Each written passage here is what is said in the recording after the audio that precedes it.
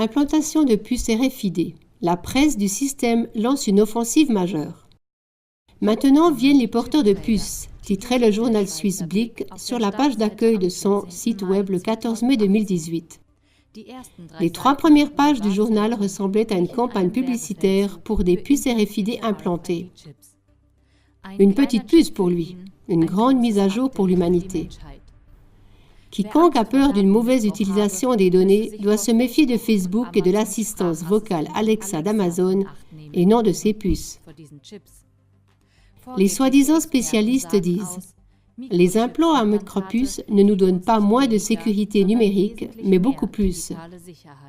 C'est ce qu'on ressent quand on devient cyborg », a publié Red Bull dans une campagne publicitaire.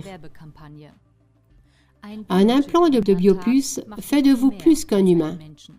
On va vous montrer comment ça marche.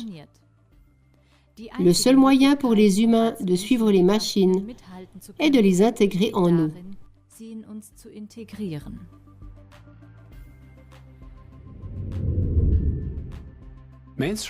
Les reporters grand public se font implanter des puces radio devant la caméra et en public.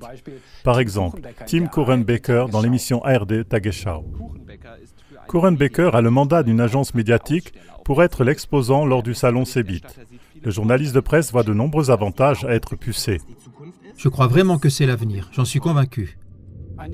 Une jeune journaliste de UFM. Là-dedans se trouve une puce NFC minuscule, plus ou moins de la taille d'un grain de riz. J'espère que je vais pouvoir ouvrir des portes, envoyer des données à des smartphones. Et maintenant, cette puce est ici, dans ma main.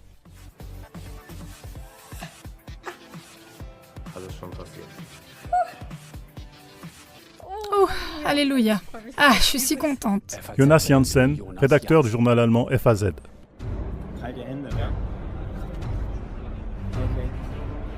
Ça ne fait pas de mal du tout. C'est comme une prise de sang, par exemple, une petite piqûre.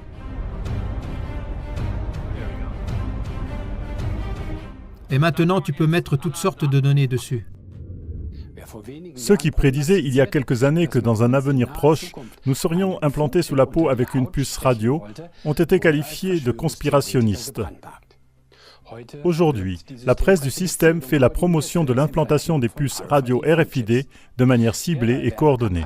De telles campagnes publicitaires conduisent au génocide de groupes nationaux, raciaux ou religieux et doivent être stoppées par le peuple. Comment faire ? Un tel génocide se déroule de manière sournoise et suit son cours de nos jours avec l'abolition de l'argent liquide.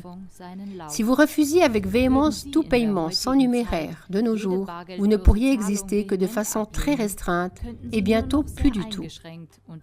En effet, votre employeur ne verse votre salaire mensuel plus que sur un compte bancaire. Votre propriétaire demande le loyer mensuel par virement bancaire. Vous ne pouvez réserver votre voyage d'affaires sur Internet que sans argent liquide. Aimeriez-vous payer en liquide pour une nouvelle voiture ? En France, avec un plafond de 1 000 € en espèces, vous ne pourriez acheter qu'un tas de ferraille sur roue. La restriction de votre liberté personnelle se fait de manière insidieuse et prétendument à votre avantage. Mais sans moyen de paiement tracé, vous n'existeriez bientôt plus. Nous expérimenterons le même processus avec l'implantation des puces RFID. La première génération d'implants rendra les clés superflues et permettra de mettre en réseau les appareils de la maison. La nouvelle génération remplace votre portefeuille, votre carte de crédit, votre carte d'assurance, etc. et fait de vous un citoyen totalement transparent. Au plus tard, à la 3e génération de puces, vous pourrez être localisé et contrôlé partout dans le monde.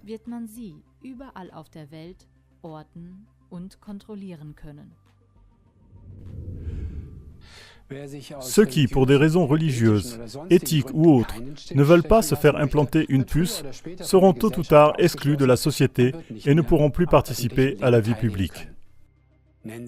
Appelez ça aussi aujourd'hui une théorie de conspiration. Ce sera une conspiration si on ne l'arrête pas. Stop RFID. Cela conduit au génocide.